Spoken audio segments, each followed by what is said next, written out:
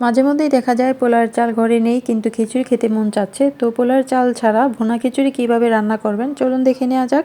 আমি সরিষার তেল দিয়ে আজকে রান্না করব। এখানে দিয়ে দিলাম আধা কাপ সরিষার তেল, সাথে দিয়ে দিব ফোড়নের জন্য 2টা লাল মরিচ। আর এখানে নিয়েছি এলাচ, দারচিনি, তেজপাতা, লবঙ্গ, জিরা, শাহি জিরা আর নিয়েছি রাঁধুনি।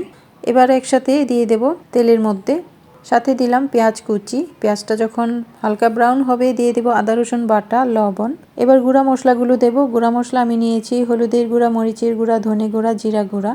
মশলাটা একটু ভুনে এখানে দিয়ে দেব আমি আগে থেকে ধুয়ে রাখা নর্মাল ভাতের চাল, সাথে মুগ ডাল আর মসুর ডাল। এখানে আমি চাল নিয়েছি 2 কাপ আর ডাল আছে 1 কাপ, মসুর ডাল আর মুগ ডাল মিলে। তো 3 কাপের জন্য এখানে 6 কাপ আমি পানি দেব। চুলার জালটা মিডিয়ামে রেখে আমি 10 মিনিট জাল করেছি। তারপর ঢাকনা খুলে পোলাওগুলো উল্টে পাল্টে দিয়ে আমি 2 টেবিল চামচ ঘি দিয়ে দেব, কাঁচামরিচ দিয়ে দেব আর পেঁয়াজ বেরেস্তা দিয়ে আবারও ঢাকনা দিয়ে ঢেকে আরও 10 মিনিট দমে বসিয়ে রাখবো।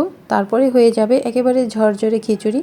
তো মেঘলা দিনে খিচুড়ি খেতে ভালোই লাগে, সেটা পোলার চালের খিচুড়ি হোক কিংবা ভাতের চালের খিচুড়ি হোক, খেতে কিন্তু বেশ লাগে ঝাল ঝাল এই খিচুড়িটা। এবার এর সাথে কি কি রান্না করেছি সেটাও দেখিয়ে দিই। তো যারা খিচুড়ি খায় না, ভাতের জন্য আমি অল্প করে রান্না করেছি এখানে উস্তা ভাজি, তারপর মিক্সড একটা সবজি, এখানে পটল ভাজা আছে, লাউ পাতা, শাকের ভর্তা, মসুর ডাল, এখানে আছে মাছের মুড়িঘণ্ট।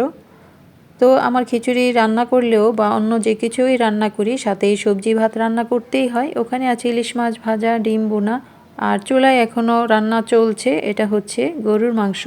তো সবাই অনেক ভালো থাকবেন। এই ছিল আমার আজকের রান্না। আল্লাহ হাফেজ।